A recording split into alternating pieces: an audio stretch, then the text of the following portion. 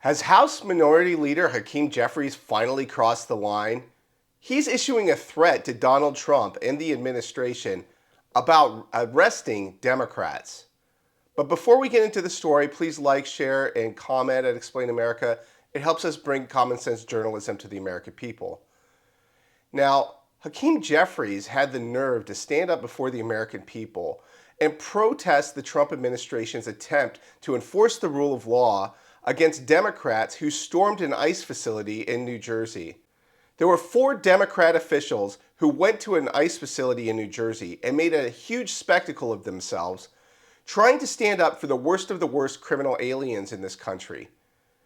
Now, Hakeem Jeffries protested any attempt to arrest further Democrat officials beyond the Newark Mayor Ross Baraka.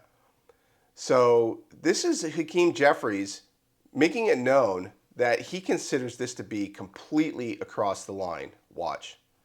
Questions? Mr. Leader, good afternoon. What would your statement the other day after there was this incident in Newark, you said they better not touch our members. Correct. What happens if they were to go and arrest these members, or if they would try to sanction them here in the House of Representatives?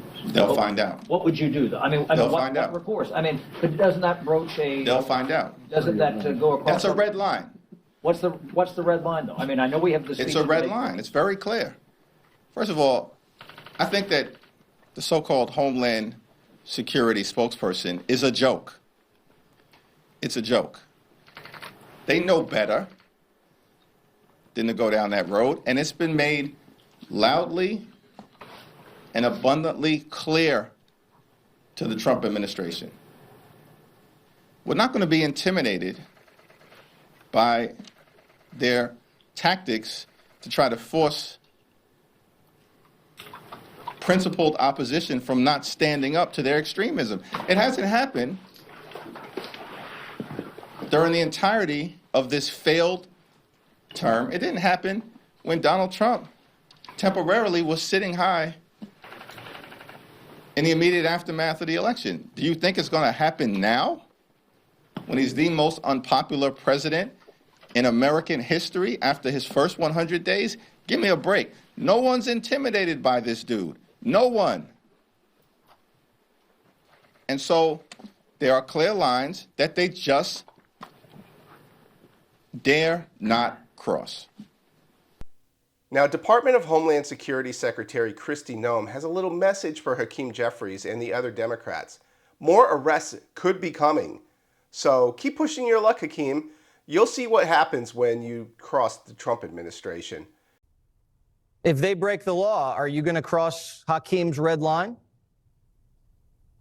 I tell you what, Jesse, what happened last Friday was we had members of Congress assaulting law enforcement officers. They were cooperating with criminals to create criminal acts, and then they're saying that they were providing oversight. This wasn't oversight. This was committing felonies. This was going out and attacking people who stand up for the rule of law, and it was absolutely horrible. I can't believe they act like this and then they defend it. And then they're doing these acts of violence to get people out of detention centers that are rapists, that are murderers, that are people that are foreign terrorist organizations that have been out there victimizing our communities in the United States of America. What are they trying to do? Release these people back into the country so that there can be more Laken Rileys, so there can be more Jocelyn Nungries? I just don't understand what their point is. They have completely lost their minds. They have completely lost their minds. So you're saying if members of Congress break the law, they're not going to get special treatment. They're going to be treated like any other U.S. citizen. If they break the law, they're going to pay the price.